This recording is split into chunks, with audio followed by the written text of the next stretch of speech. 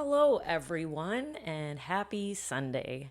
I am going to get right into it today. There is no need for much of an intro. We are still working through that timeline, and we're probably not going to make a lot of progress as far as getting through many dates.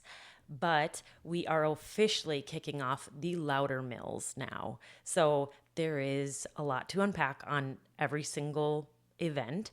And I thought it was most appropriate to let Daryl lead us into this episode and this intro. So, without further ado, this is episode 7, and thank you for being here. Welcome to Do Your Worst. There will be no lower mill meeting. You know what I call a lower mill meeting? A blindside.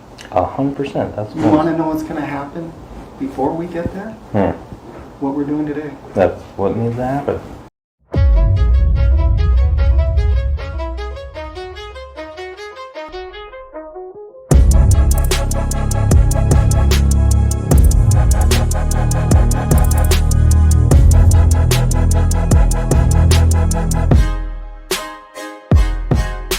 It's April 2024. We got pretty much the same staff, same council. We know that Suzanne Herstead is mayor now, that Daryl was appointed. So we are going to roll right into this first Loudermill. I vividly remember, for all the moms out there, when you're pregnant, you have these like spidey senses, I swear. And for whatever reason, I was standing in the kitchen and I remember 2 days prior to Justin getting his Loudermill letter, I looked at him and I said, I don't know why, but I just had like this feeling like you're going to get fired. And I don't know why it just like came over me and I said it and I'm so happy I did. And we still talk about that being creepy because I was just like out of the blue making dinner and looked at him and I'm like, I don't know why I feel like you're going to get fired. Took a couple years, but they did it. And so as for this first Loudermill, it is really crucial to explain how they did this. Now, one thing that because I'm all about dates. I think dates are crazy, and when you see how things happen and correlate to certain numbers and whatnot, they actually met and had a council meeting on Justin's birthday about punishing him the next day. It's kind of wild. So they probably didn't even pay attention to the fact that it was Justin's birthday because nobody ever said happy birthday to him or anything. Not that he needed it, but I'm just stating that fact. And so on the 22nd, I have a bunch of emails showing that Tony had started talking with who she needed to talk to, first the HR and then with the council. And this is when she says, we're going to meet bright and early for fun discussions to the HR, which is Jamie Heim and Suzanne Herstead. So the Loudermill letter hits Justin's desk, and that was what I had on the screen in the intro. We'll pop over there and take a look again. But it was put on his desk after he returned from lunch on Tuesday, said that he had basically an interrogation meeting on that Friday at 3. And then after he met with HR that Friday at 3, then they had a hearing in front of the council set up for 8 a.m. on Monday. It was so snaky. I don't even know what else to say. Blindsiding doesn't even give it justice. Like, the letter was vague. He had to, and this is the way Tony works. This is what she did on all of them. Kept it super, super vague on these quote unquote allegations and these violations and anything. She would not like overly detail. It's like you're literally about to like interrogate somebody, call them out and get them in trouble at work, and you're not going to give them like specific details. No. What she tries to do is blindside. And that's literally why I thought it was appropriate to put good old Daryl in there saying it for himself, because everybody that has a brain in their head knows what happened to Justin many, many times. Always got blindsided. So the accusations that were on this Loudermill said that he had stole sticks from the city, and that he stole racks that we paid for, and he obviously used the city truck to drop them off. I'm not justifying that, because apparently, the 8 minutes that it took um, to go home, drop it off, which he's done. John Werner used to have him and Roger take rocks home, all sorts of stuff. Never, ever, ever been a problem. But Tony tried to make it seem as though like he just disappeared. What she failed to remember is that we have video cameras everywhere on our property. I wish I would have remembered to bring this up during that meeting, but I found the footage. I'm going to show it. Um, he literally drove down our driveway to the back, took the tool cat, unloaded the racks, dropped them off, and went on his merry way and went and toured some roads and whatnot. She made it seem as though he was gone for like over, I think, like an hour and a half is what she claimed. It's been a minute. I haven't reviewed these in a while. So yeah, and then he was accused of shutting his Life 360 GPS off. And that is just ridiculous. Like, Justin has no reason to shut it off. And you're going to hear the speeches that there was so many good points that were like that I brought up in a speech, that my dad brought up in a speech, that Justin's grandpa brought up in a speech. And he looked right at Tony and he's like, okay, wait a minute. So this Life 360 thing, like, you notice it gets shut off or it turns off on a Friday, and you notice it on Monday, and you notice that it gets turned back on Wednesday. Why didn't you say something on Monday? Like, all they've ever done is they intentionally like get as much as they can to go against Justin. Like, instead of being like normal human beings, normal bosses that would walk up and say, "Hey, I noticed your Life 360 is off. Like, why? Can you go ahead and turn it back on?" That's what normal people do. Not in the city of Rice Lake. Heck no. We're going to use this against him, because let's just make it seem like he's shady and he's doing something that he's not supposed to be doing. So that you will see. I mean, I'm sure you're catching on. This is the kind of person Tony is, and Daryl and Shane. But also, he didn't clean the floor drain properly. Apparently there was a broken screw that he did tell Shane about, and he couldn't get the cover off the floor drain, but he did flush it out and do all the things. But because when he did that, you have dirt and whatever that, has oil and fluids from these trucks and whatever, and you're not supposed to like just dump that anywhere. They could get in big trouble. So he flushed out what he could, put it in a wheelbarrow, and he wanted it to dry out. But they also wrote him up for that. They said that he didn't take care of the wheelbarrow. And my favorite comment in in the speeches that you're going to hear today, Justin's grandpa looks right at them and he goes, "What, do you only have one wheelbarrow in the city of Rice Lake?" Or I love stuff like that, because that is the pettiness that we are dealing with. Or that we did deal with. I'm not used to saying it yet, you guys, but I still have to deal with City of Rice Lake in general. So, but yeah, that's these people. This is their MO. So I gave a speech. My dad gave a speech. Justin's grandpa spoke. I'm going to play that video. In my speech, I call Shane out for being a snake. So this is where, and if you're putting all these pieces together, this is where Shane essentially got the nickname I gave him. And that's where the donuts from the snake came from, because I'm sure they just think it's so funny to just say, oh, Tara calls me a snake. And so I'm just going to go to City Hall and gossip like a little schoolgirl. Because that's pretty much, yeah, that sums up his masculinity. But anyway, Daryl, I called a two-faced councilman, and Justin Rosencrantz, I called him out for being for his disgusting racial sexual texts on the clock, which they still have not really addressed in any such way. I just know that, my Justin um basically got taken off the group chat. And it's like, I I'm I wasn't sad about it, because I just said it's probably better this way, because I wouldn't doubt that they won't stop, and you don't need to be involved in that, because they will get you on one thing or another.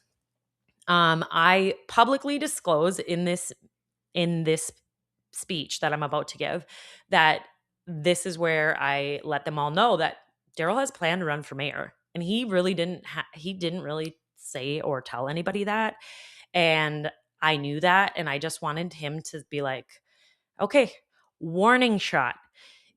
You guys all did this. I have a lot of dirt. I would suggest, I would take this as a good heads up to just maybe stop. Stop whatever you're doing, because I will come after you and I will expose you for what you are. So that's what the message was, to try to like put it out there, like, how dare you guys? And then this is where I want to elaborate on before, when I was talking about Teresa Koivula. Now, I stated in this speech that he had called me and he bragged about getting Teresa Koivula fired for praying for him after his dad died. That phone call has always troubled me. And what they tried to do, or I should say, what they have done, is try to call me a liar. Um, and I just question his motives for this, because this is why it's troubling to me, because I can prove that it happened, because I specifically, I did a data request for Teresa's work file to make sure that I knew if she was terminated or quit. And it's obvious she quit. And I obviously reached out to Teresa, and I just asked, I said, I'm going to tell you this story. And when I did that, I was specific, because I wanted to tell her exactly what I knew about this story, because this was in a room where it was just her and Daryl. So if I had details about when she put her hand on his back and what exactly transpired, this is me letting her know that I'm telling the truth. And she said I was spot on, and nobody else could have known that unless they were told by either her or Daryl. And this is why I get so frustrated, because he went out and tried to tell everybody that I'm a liar and that I lied about it. And I'm like, no, I fucking didn't. You called me, and I still don't understand it. He called me so excited to tell me that she was gone and that he got her fired, and that he could not believe. So it was shortly after his dad died, and this is the story as it was told to me, that he went to City Hall, and when he got to City Hall, Teresa was there, and she saw him, and she just said, Daryl, she gave her condolences, and she just said, Daryl, I'm so sorry to hear about your father. I hope you're doing okay. Do you mind if I pray for you? Where if he was so offended by prayer, he could have easily said, no, I'm okay, thank you. But he's like, I didn't know what to do, so I just said yes. And it's like, okay, whatever, you wimp. Um, and then so she put her hand on his back, and they bowed their heads, and she said a prayer, because he just lost his dad. Okay. Like, Teresa is salt of the earth good. All right. And she follows the rules, she tells the truth, she does all these things, but that's what Daryl doesn't like about her, because when she would tell Daryl no, that you can't do that because she was planning and zoning, then it became a problem. Then she officially was a problem that he had to remove and then put Carly Hungerford in that place because Carly is married to his number one guy, Ferris. And like, there you have it, folks. Like, there's always something working for Daryl. But anyway, back to the praying. She prays for him. They have this exchange, and she's just doing it because she cares about him and she's sad for him, you know? What does he do? Oh, he runs right to John Werner. And he says to me that he told John Werner, I just was the most uncomfortable I've ever been. We cannot have that in this public space. We cannot have religion in City Hall. That you just cannot bring that. Those two things cannot be together. And like he was so like adamant on telling me why it was offensive and why she like crossed a line. Anyway, I don't need to go on any farther, but this is why back when I said that Teresa quit, but you'll later hear more of it, this is it. And then moving forward, he then used this and multiple other things to create the narrative that I'm crazy Tara and all I do is lie because I'm a liar, right? No, Daryl, you told me that. You told me you got her fired because she prayed for you. That is what you told me. The details that I had, nobody else could have. So Teresa confirmed that I was telling the truth, which I always do. So good luck with that one. You can keep trying, but I know for a fact you made that phone call. So then, sorry, that is part of my speech, and you're gonna hear it in there. And so I'm exposing him. But the HR did an investigation, supposedly. I don't really know. Um, it's interesting to me because I don't know if they did the investigation post the council or prior, but it seems odd because it's like, okay, if you had these allegations before even making it a louder mill, do some investigation. Then don't take it to a louder mill, or take it to a point where you sit Justin down and you talk to him, but don't take it to council. Like it didn't have to escalate the way it did, but as usual, they always are above and beyond doing things the wrong way. And so the HR conducted an investigation and they basically found that this was not the case on pretty much anything. They called Roger Werner, who is John Werner's brother, confirmed that it was really common practice for the workers to gather items, set them aside for disposal, and that he cited his own examples as hauling big rocks from the ditches to his home. I mean, Justin went from everything that he knew to be fine and dandy with John Werner to all of a sudden, John's dead, the rules are changing, and you're getting in trouble. But we didn't want to tell you that the rules changed. We just wanted to let you build up months worth of stuff, not tell you that you were doing anything wrong, and then we're going to lambast you with this freaking loudermill. So that's the blindside tactic. I'm gonna quick jump over. Let's see. I think I have this up. Yes, it's a little blurry, but this is what louder mills look like. This is what was on Justin's desk. This was what was in the beginning, and it's the alleged absence. That's where she's trying to say that he dropped these racks off and just disappeared. That he stole the racks, which is comical in itself because he got so many of these racks from ASV where my mom works, and they had so many and they were just so excited that they could do this for the city of Rice Lake that they just gave them a ton of extra. So he got like all the ones that were paid for, plus he got tons of extra, and he only took the ones that we specifically had for us. So it's incredible. And then they said inefficiency in brushing the roads, which is another thing that I find so comical. Like we are the only city that still has like a human being walking the roads with a tree trimmer and chainsaw and all these things. Like most other municipalities will have like this big brushing equipment that can just like chop chop them all down and it's like it goes in a straight line or whatever. No, Justin was out there with snips and all the things, and they said he was inefficient, and then they said, you know, that he's insubordinate, inefficient, disobedient. I mean, she likes to throw a lot of words, but the one that I don't know if you can see my cursor, but it says alleged insubordination and disobedience in performing building maintenance, and this would be what we then find out later to be the drain, I believe, the drain or the wheelbarrow.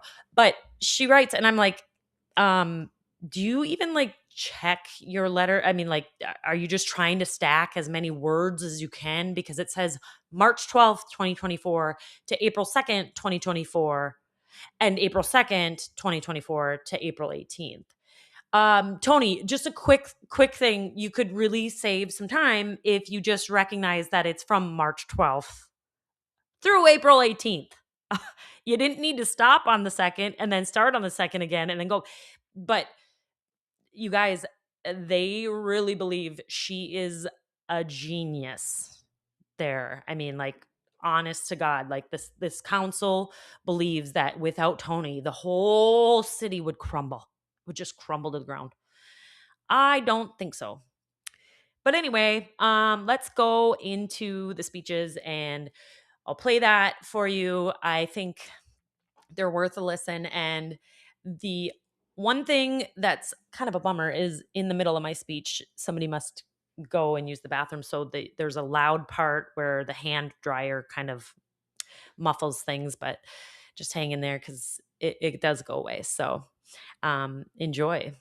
These are the sped up little clips of Justin dropping off the racks. Took a total of 8 minutes. I made sure to have the date and times up on the top. They say 10 minutes, but when he entered our property, it was 8. And then she said he was gone for an hour and a half.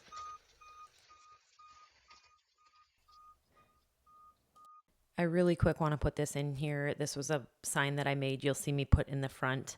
But it says, coming from the city of Duluth road maintenance team, Justin was personally selected by the late Mayor John Warner. He had 6 years of no problems, but then magically has become an issue in the 1 year John has been gone. Hi, I'm Tara Alshire. I'm Justin's wife, and I'm here to speak in his honor. And I'm going to be picking and choosing to make sure we stay in time. I did feel like this was intentionally set up to railroad him by holding a Friday evening meeting for explanation on allegations that seemed vague, and there was no way to prepare or defend himself because he didn't even know what he did. And it seemed when we read through, a lot of these had been fabricated or exaggerated. The next meeting where the final decision was rendered this morning at 8 a.m., there was no way to fulfill his data requests to even prove his innocence. The posted minutes from Friday's meeting were last night, Sunday evening at 10 p.m. And so it felt very one-sided. I just want the people to know that. It felt like you said, in general, that this was a clever move, and I don't think that was the case. I just want to say right now, in case you haven't figured it out, that the Alishires never give up. Justin is the most kind, hardworking, biggest rule follower I know. He loves his job and he takes more pride than anyone for the city and its roads. He takes great care of his equipment. There has not been one complaint from a resident in 7 years, but many accolades about his work. He's been a heavy equipment operator for almost a decade in comparison to Justin Shadell, who doesn't even have a CDL, and Justin Rosencrantz, who did not get a CDL until this job 3 years ago. That said, working the parts counter at Ziegler does not make you a heavy equipment operator or have any knowledge. He was and is very underqualified, and he costs the city money and the taxpayers, especially when constantly sending inappropriate racial and sexual memes all day long in this group chat you speak of. Have them here.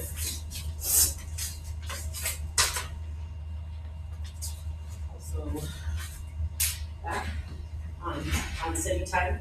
I don't know if you know what you can see, but I have plenty to show. Justin Alshire has more experience in training, starting when he was with the city of Duluth, and to some of our best, like late Mayor John Warner.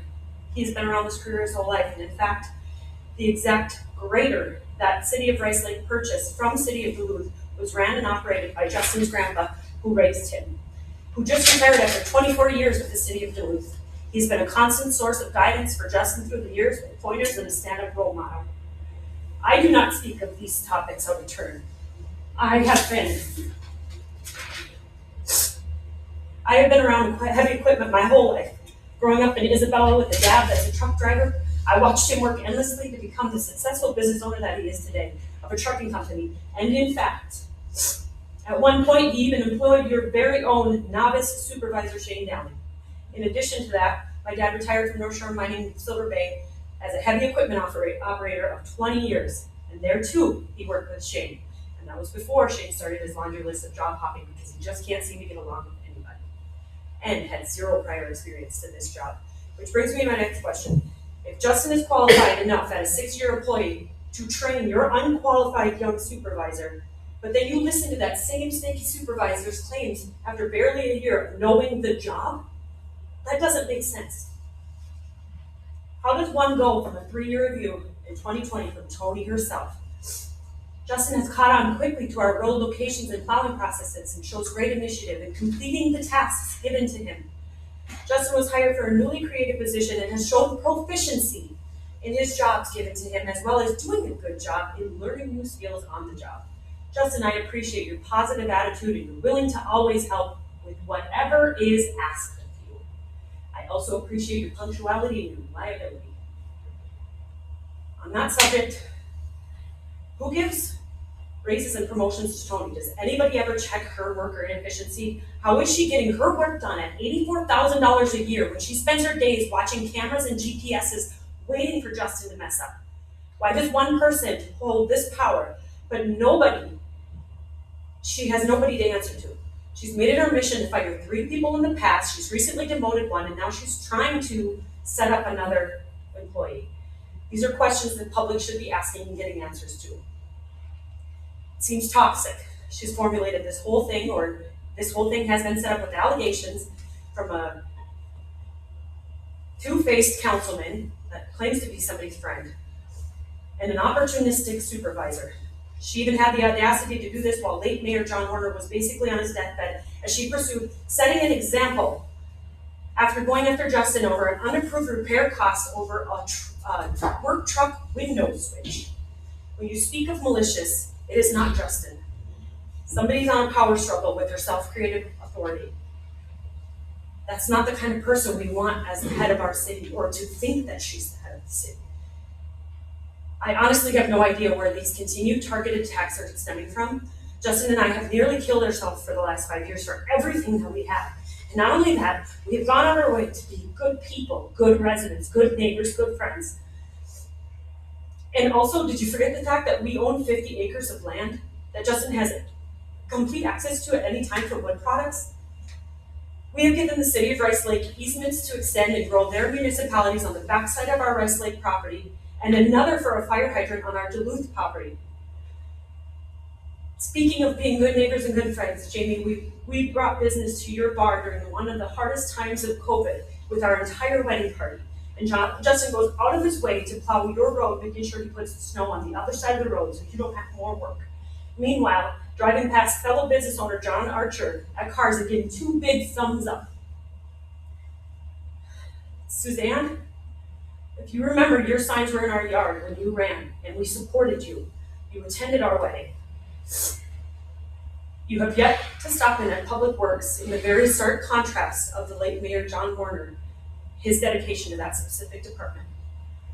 Shane, I grew up with you. Actually, I watched you grow up. I know your family. I know how good they are. I think the city of Silver Bay will be ashamed to hear the type of manipulation that you've created here. You might want to figure out how you and Rosencrantz are going to explain to the public on the taxpayers' time that you agree with racist things and something, because I'm thinking that they won't feel okay with that. And I surely don't feel okay with that. In 2019, Tony and I came to you we came to you asking to assess the cost of our hookup fees after installing city sewer and water for Rice Lake for life. For life. You told Daryl, and I quote, "Well, I don't know, Daryl. Would you give them a personal loan? Why do you think that our payment to St. Louis County's taxes is your money? Just another confirmation of an inflated ego. How did you acquire this spot again? That's right, that person was forced out too. And you're making more than anybody in this city. Daryl, last but definitely not least, the worst kind there is. You pretend to be our friend to our face, and you have created evil behind our backs. And by the way, what is your exact title here? Because I'm confused. Stand-in public works, temporary public works supervisor, now assistant on this letter. Or wait, you're just helping to fabricate these allegations, but you're not on payroll. Yet you own a business that's a conflict of interest, and it just so happens to get all the bids at the jobs that you drum up as a councilman. Sounds like a real conflict of interest that the public should be aware of. And during our friendship, wasn't it you that told me that you were bragging about the reason that Teresa got fired because she prayed for you, and it made you uncomfortable? I could keep going, but I'll stop for now. Did I mention it's an election year and you want to run for mayor? On that note, I won't vote for you, but I will pray for you. Are we going to continue to let people like that represent us and waste our time and energy and unwarranted stress for fear of a power of flex or flex of power?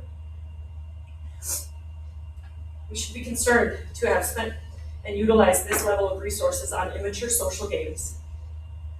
If you want Justin to show up and be an emotionless robot just to keep his job, he can do that. But I end by begging you to see through this. Tony has pulled the wool over your eyes many times, and she's doing it again after she's been successful with ruining other people's jobs. But I'm asking you to end that here. We are good people. Justin is a good person. He did not deserve this. Our children do not deserve this. If you terminate this appointment that we desperately need and we depend on for insurance and child support, we'll be forced into an extremely scary place with a daughter that has cerebral palsy and a high-risk pregnancy baby on the way. We pray he doesn't have spina bifida like his sister that died in 2021. We have been through hell. And I promise you this, that if the last 6 days of this emotional distress and fear cause any harm to myself or this baby, we'll be in a whole different courtroom trying to explain things. Please, I know you've made your decision, but moving forward, just use your heads as you navigate garbage that comes out. Mostly have heart. And let the city prove the city how good you can be. But remember, this is not about me. It's about Justin. I wrote that before I knew that I wouldn't be able to speak before the decision. I appreciate you letting me talk.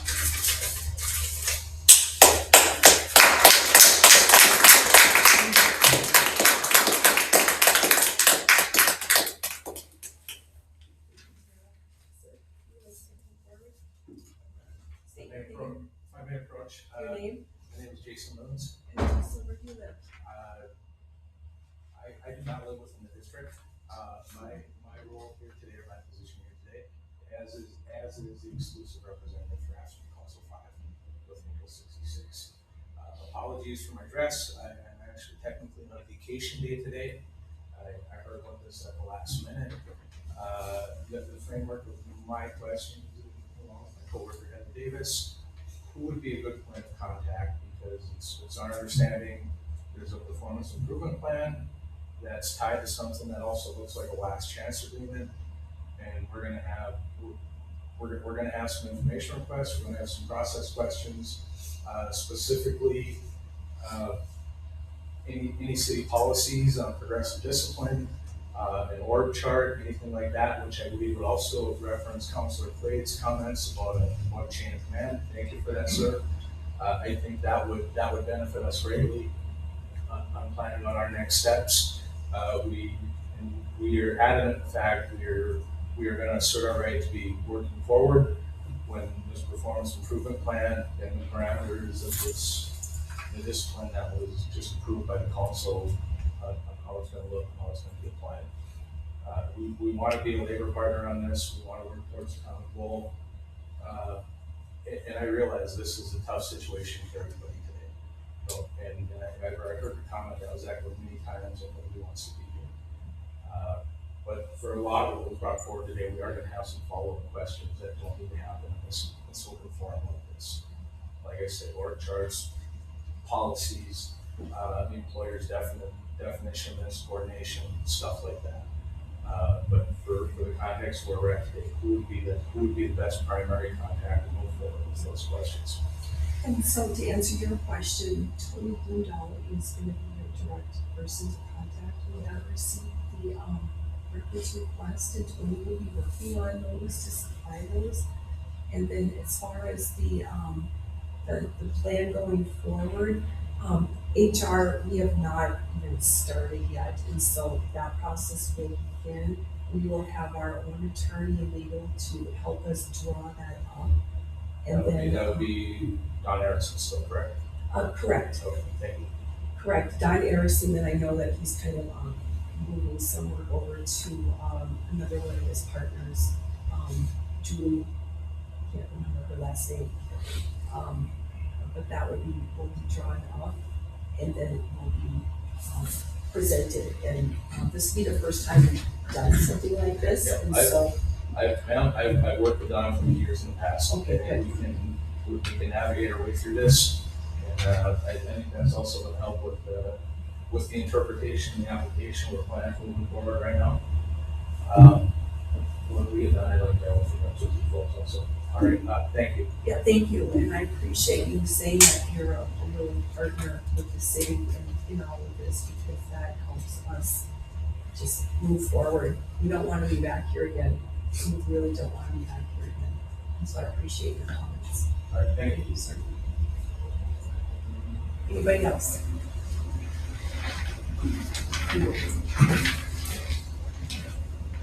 I'm Jack Nelson, Justin's father-in-law. I know this guy, and he's a good worker. I think both of us here. I've owned my business for 30 years. He worked for me. He was side hustling when he was working at North Shore, so he's used to it. Cleaning out a truck wash stall, all it on Jane, shoveled it out. We put it in a wheelbarrow, we let it dry, because you could not take it to WLSSD when it was in much condition. That's the rule. That's the way it's done. Grading. I know the man can grade. He's done it for 7 years. You're talking about ditching, Daryl. When you start pulling the muck and the clay and the stuff off the slopes, you're not grading anymore. You're ditching. I run a grader for many, many years, just like he has. Now, you talk about efficiency for the city. When you're bringing a skid steer and a dump truck to clean up after grader, that's inefficiency. This time of the year when you grade, you wait until the conditions are right normally, and you roll the dirt, and sometimes you might leave a windrow down there while that dirt dries out and you can pull the grass, pull the sod, do whatever. But what you're talking about doing when you're reshaping that road, you're ditching, you're not grading anymore. It's the wrong application. Which, grading is obviously, I haven't heard, I don't know if the public here has heard any complaints about Justin, but I never have, and I know how he takes care of equipment. I brought probably $1,000 worth of equipment of my own to him to use because I could trust him, and I just don't let anybody do that usually. The Life 360, I don't know how that works or how you, but I know in the trucking business, we put GPS trackers on our trucks. I've been from here to that wall away from the foreman that has lost track of me. He can visually see me on my GPS tracker. He don't see our truck. He don't know where that truck's at. So are they, did they get fault? Damn right they did.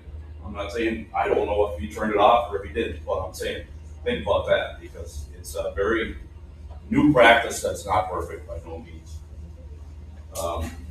The grading of the roads and, looking at the picture of that road, wow, they're pretty wet, pretty soggy to even attempt to do anything like that, except, especially with the weird winter we've had. I would say, maybe somebody was rushing the grade there as far as grading the road goes and maintaining it. I don't know. I wasn't there. Every condition is very different when it comes to doing that stuff.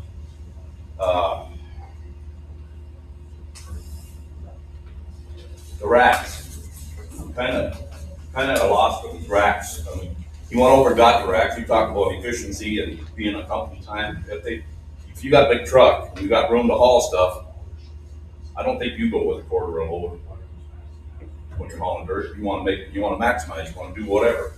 Justin paid for that, and I interpreted right. The city ended up with more racks than what they paid for on their property, right? An honest man would steal or bring you more racks than what you paid for, and that speaks volumes, I think, of Justin. I mean, he gave more than what they paid for. So that kind of flies in the face of calling him a thief, basically. I just take quick notes and I apologize, so I'm kind of jumping all over the place here. But I appreciate the time to kind of back up my son-in-law, which he's a good guy, good dad. Is everybody perfect? No, not everybody's perfect. I've hired guys and had guys, and I think the city of Rice Lake is very lucky to have a man that shows up every day in this work environment we have right now in this country. If you got a man that shows up for work every day, punches in, does his job, even if he's inefficient on some things, you're damn lucky. You're damn lucky to have somebody that does that, because it isn't like the old days when you could go around and pick guys to go to work for you. You're just lucky to have a good employee. Thank you for your time. My name is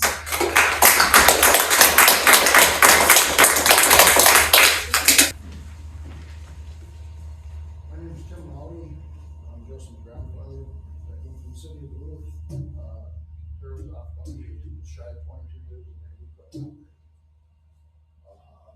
The rack thing, like Jack had said, it was on initiative. He got new more than you paid for it. Let's see what it is. The box is, he's got a receipt for it. I can't do it. What I've done. I know kind of a hot scratch around, but the Life 360 thing, he said it was turned off on Friday, and you noticed on Monday it wasn't on, but nothing was said about it until Wednesday. It seems a little bit unusual. You should say something on Monday. Mistaken on that or not? Am I supposed to No, answer? you don't have to answer, this is Okay. just your time for Okay. this. Well, if I'm mistaken, excuse me.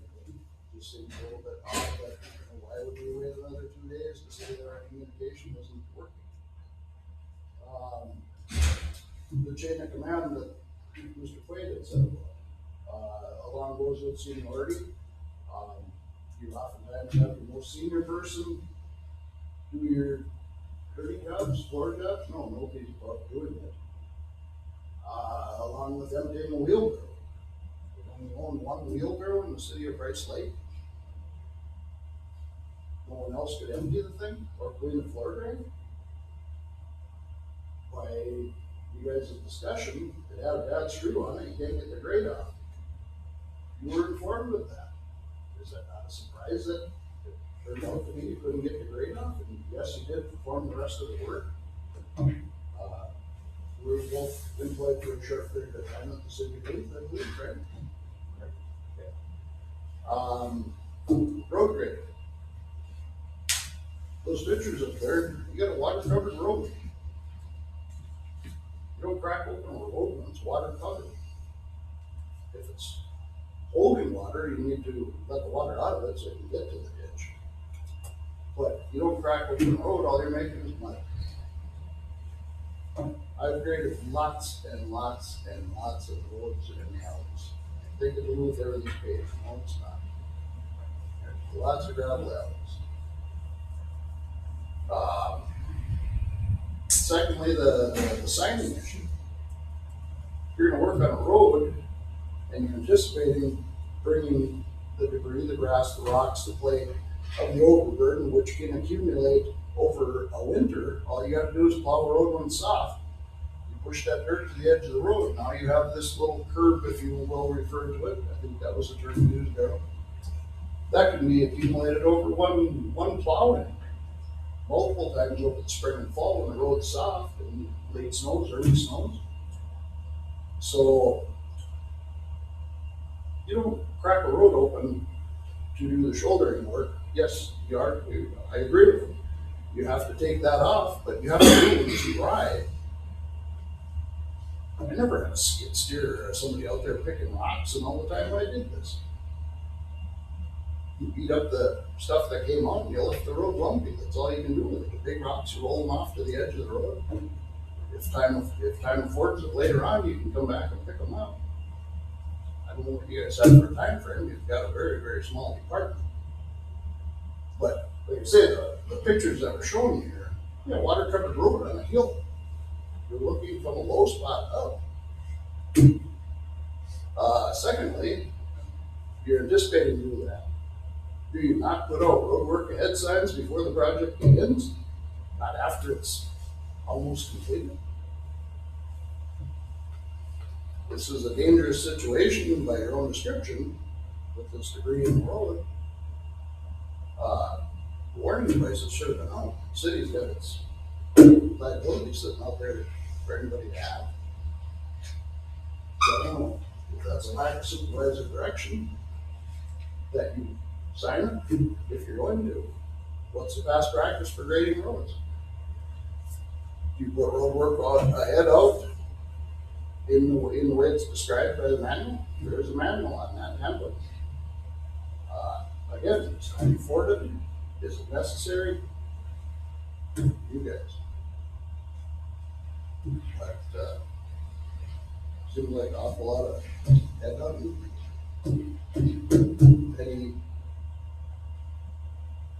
Very minimal things.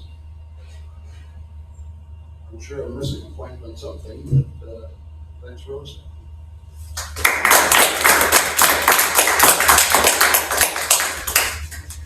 Anybody else from the public wish to come forward? I just wanted to point out a couple things that were missed, and I didn't want to predetermine any of the decisions that were made in front of all my peers. Not all of the information was shown, and I really did not want that jeopardize my career.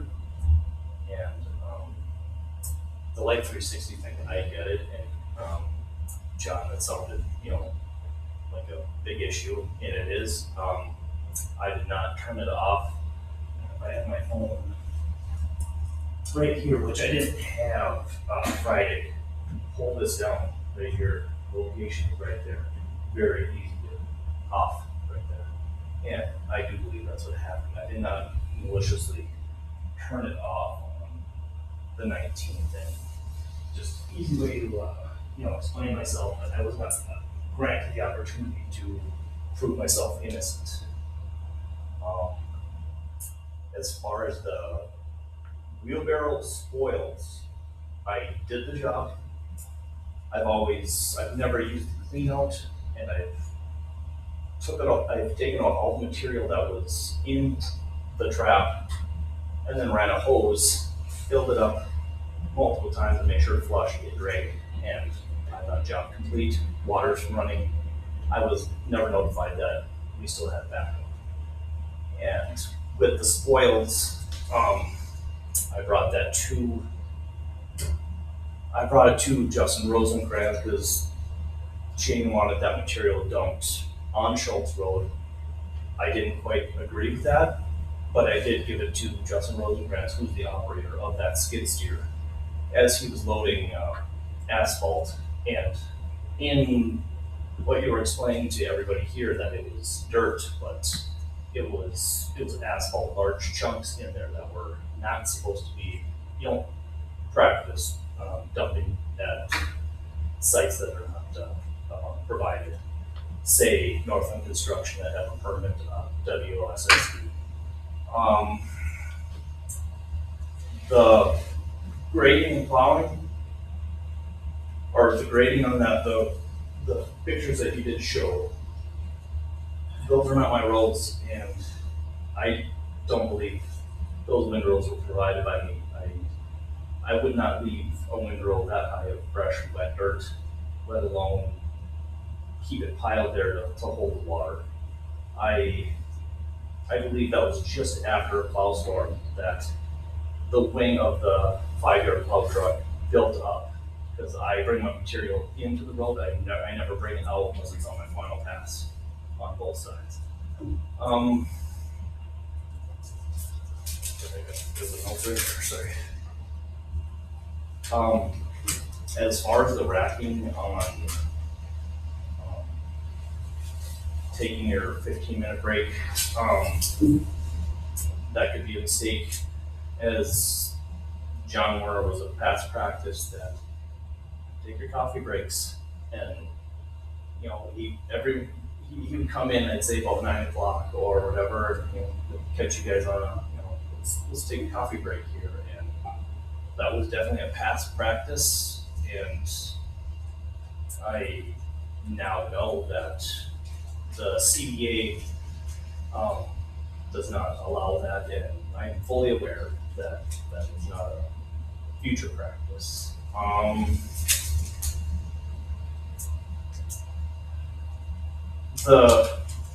don't believe the pictures that were shown of the conversation with Daryl and the 5 of us, Shane, and Justin. There was another section of that where Shindell explained that he did talk to Daryl at 10:56, saying that I'll be out doing locates all day, just like we talked about. And for the text to go at 11:04, and then I answered at 11:09, I believe. I felt like I responded correctly. Did I forget, set up signs? I did. I tried to get up there and get the road signs to the correct spot, but I did see how bad the road was, and I was trying to move hastily. I did coordinate with Justin Rosenkrantz that, hey, I'm gonna set these signs up. I want to take, I'm thinking about taking a lunch. It looks like you have another pass to do up and down, and that, there's some big rocks. And so you're going to move your material that you want to keep in, and then maybe move the rocks and other debris out. And we communicated that way. Not getting a hold of Justin Shindell, it was just, I felt like I had to move a lot faster and then not take a lunch at, say, 2 o'clock. And I can do better at communicating that.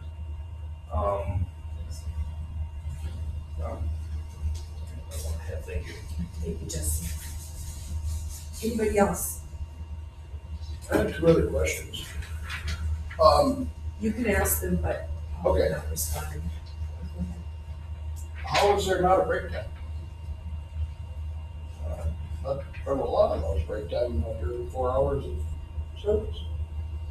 And secondly, after the signs were put up, someone on the board here stated that the operator needed to have them taken down. And someone wasn't there to take them down. He's unable to get out of the grader and move his signs. Seems a little bit odd. If they're in the way, you get out and move them, wouldn't it? I mean, there's a morning break and an afternoon break on pretty much any job that people are getting paid for. Your employees get breaks, don't they, Daryl? We're all here to listen, sir. Okay, I'm sorry. But, yeah, there's a morning break and an afternoon break. What time they're determined is up to the employer, in my understanding. It's not a given, actually up at 9 o'clock, but in past practice, typically, breaks are usually around the same time. So I forgot to mention that, because thank you for listening.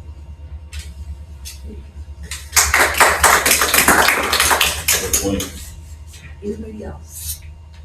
Okay, so we made it through the meeting and the speeches. It's a lot, but like I said, this timeline, sometimes I can cover a lot of dates, and then I will be stopping now that we're getting close to the buildup, and now that we're in the louder mills. Each event has a plethora of details. So I'm going to start scanning through some of the PDFs and the information I got. Obviously, as this whole thing progressed and I started doing data requests, then I went back and filled in the holes of the stuff that I needed on top of the stuff that I saved. So, so one of the data requests was obviously for the lead up of going into Loudermill 1. I'll try to stay focused on, and what I did is I grouped them all chronologically. So like any information that was being shared during the time of that specific event. You're going to see a lot of what Tony got away with, all of that. When I did this, actually it was Justin, excuse me, when he did some of the data requests, she redacted stuff that it's like I said, I would bet my life that the redaction was only to cover her nasty behavior, not legit info, because what would need to be redacted right there? Probably nothing. But so we'll just scroll through here. She talks about the fact that let me see where it is. Oh, this is see you bright and early for fun discussions. Just why would you talk like that about a serious meeting about somebody? This one I always find so interesting. There's a whole blacked out part that I'm assuming would be number 1, because she said in number 2, I think the 4 of us should be there. Like, so these are her proposals, I guess. Again, she totally drives the boat. I mean, she tells them what to say. The council does not have brains. They just let Tony, oh, good job, Tony. That sounds great. It's like, no, you guys need to get backbones. But in this one, she is at the end talking about in reference to his Etsy shop. Now, mind you, this is before we even know anything is going on. She says, as Alishire cut the trees that probably didn't need to be cut and left branches that should have been cut, but apparently don't hold as much value on the street as precious willow and alder. She spelled alder wrong, and then just blacks out something else. I would put my life on it that is not something she can technically redact. I don't know. I said note her being an asshole for the redaction. Probably just more condescending talk, because that's what we used to get all the time, is like redactions everywhere. And then let's just fly through here. Okay, so this is the meeting that was on his literal birthday. So a year prior to this, Daryl's at his 40th, and then the next year, Daryl's helping try to get him fired. That's sweet, huh? And then I put, you can't just redact stuff because you're saying mean things. What would have been right here? There's literally no, I say literally so much, I'm sorry, but there is no reason for a redaction right there. There is no reason. Ugh, there's the letter. This is when she's talking to Jamie and says, oh yeah, so this is after they gave him the letter on the 23rd. And oh no, I'm sorry, they gave it to him on the 24th. It shows here.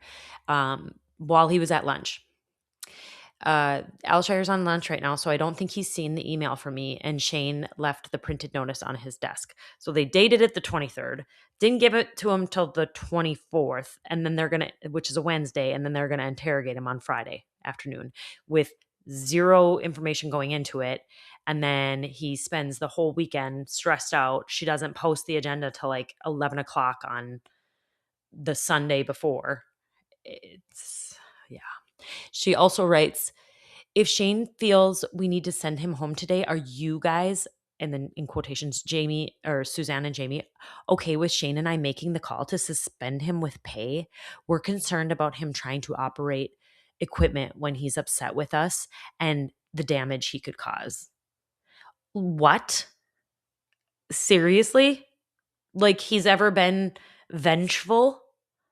What the hell? How is that? How has, like, Suzanne's gone, she's out of the picture, but like Daryl's tagged in this, and Jamie, don't act like you haven't seen this kind of talking the whole time, and how you're okay with that. I just don't understand. I will never understand. You're all corrupted. Um, Daryl, can you look this over? Let's see. Let's just fly through this. Yeah, that's talking about the meeting. Wanted to let you know that Justin Alshire requested the meeting to be open. I will publish the agenda like I normally do, either tonight or tomorrow. Well, that was on Friday, and the damn thing didn't go up until like 11 o'clock on either Saturday or Sunday night. So we had to scramble and stress out, and I'm pregnant and all the things. It was nasty. Oh, see Don's email below. Did Alshire request time off with his union rep on Friday before our meeting with him? I'm guessing not. So another absent without permission violation. She's so excited. She's just so excited. Oh, yeah, this is just, there's a lot. Oh, there's the sign I made that I read to you already. These are my responses, and I won't get into all of them, but like I basically said, the absent without permission, there was zero proof, zero. She just showed him pulling in to the public works parking lot. But here's something that I had forgot, and this is kind of crazy. The morning of 4/4/24 began with a 7:30 clock in, followed by the morning meeting till roughly 7:50, unloading the racks for at least an hour outside. Justin fell off the trailer and he called Shane, no answer. So then he called Tony to her personal cell to report that he fell off the trailer. Now, Justin is not one to be like workman's comp or anything like that, but he knew that when you have an injury, you need to report it, and or an incident, if you will. And he was actually laughing again because he was probably under the assumption that these people were going to be nice to him or possibly his friends. And he laughed and he said, "Oh, Tony, you're going to get a kick out of watching the video. My dumb ass took one step back and I fell off the trailer." And I always found that interesting because it was almost like right there is when he kind of drew attention to himself unknowingly. And then that's when she kind of hit go, I guess. I don't know. It's all speculation, but I always thought that was interesting. Yeah, this stealing the racks. He says, we wrote at one point, Justin verbalized to Supervisor Shane that she's throwing in extras for me, to which he responded, "Awesome." At no point did Shane advise against that or tell him on the contrary, like that this would be a bad idea. Never said anything about, yeah, don't do that. He just, waited until Justin gets home and then tries to fire him for it or tries to get him in trouble. And then this inefficiency in brushing the roads, I kept saying, it's like, has there been complaints? Like, what am I missing here? Was there a deadline Justin was unaware of? Were questions asked about productivity or statements made? It's like she just was grabbing at things, and once she knew that he had an Etsy shop, it's like all of a sudden he was inefficiently cutting the brush. Like, "Oh, I know why you're doing this, because you have an Etsy shop and you're stealing our sticks." Yeah, so that was a really weird winter too, because I think there was like zero snow, like pretty much all year. Like a few snowstorms, and that was it. But he even says, or we said, that Justin has proof of text messages with fire chief of piles that were left for burning. Yeah, it's crazy to reread some of this stuff. But anyway, we don't need to get into every single thing, but using the words insubordinate, inefficient, disobedient, just that was her MO on everything that, like we said, was it your insubordination, your disobedience, or your incompetence, your disobedience, or both? Yeah. Coming from you. And yeah. So that just kind of goes over everything. So to wrap this up, that was Loudermill number 1. And obviously, we're hitting the 1 hour mark with our video, so I'm not going to do much more. But I kid you not, next week, Loudermill number 2 is only a month away. Less than a month away, actually. That's because I think she was unsuccessful on this one. She's like, I'm going to try again right away. I'm going to do it right away. I'm going to get him. Because they were working on the PIP. It wasn't in place yet. So I think she tried to shoot her shot before there was possible restrictions. I'm not really sure, but either way, it's very obvious that this is the start, if you will, of like the continued harassment that just blow after blow after blow after blow, from here all the way until termination.